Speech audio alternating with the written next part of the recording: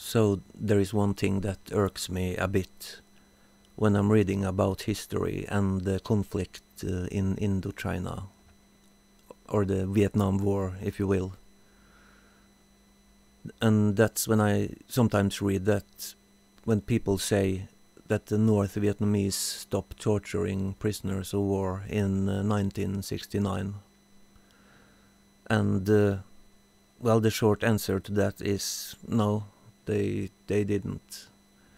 The North Vietnamese tortured POWs before 69 and after 69. However, they changed some things about how they go about it at a point in time in late 1969.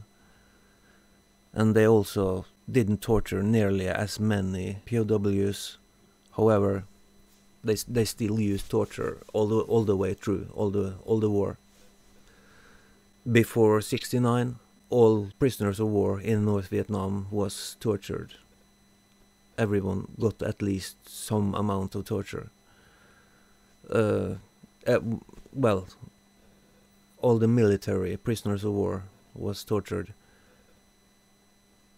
The NVA had some civilian POWs also, and they weren't tortured per se, but that doesn't mean it was a picnic to be a civilian POW up there. Several of them were killed, and the North Vietnamese killed a 19-year-old girl that they had captured and held as a prisoner of war. I mentioned her briefly in my video about Monica Schwinn, the only woman to survive being a prisoner of war up in North Vietnam. So they tortured all military prisoners of war, and it didn't matter if you were a high-ranking officer. They tortured everybody, all the way down to the lowliest lieutenant. They all were tortured. However, in 1969, they stopped torturing the guys who have been sitting there for a long time. However, they would torture some of the new shootdowns after 69. They would torture high-ranking officers like colonels and lieutenant colonels, and they would torture some specialized air crew that were captured. For example, electronic warfare officers from reconnaissance planes that had a high degree of speciality in their skill set, and EVOs on anti-radiation planes, for example.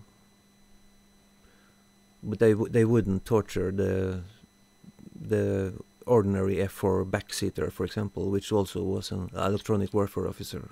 Usually a lieutenant or a captain that they wouldn't get any interesting information from anyway. I think that was more or less what I wanted to say about that.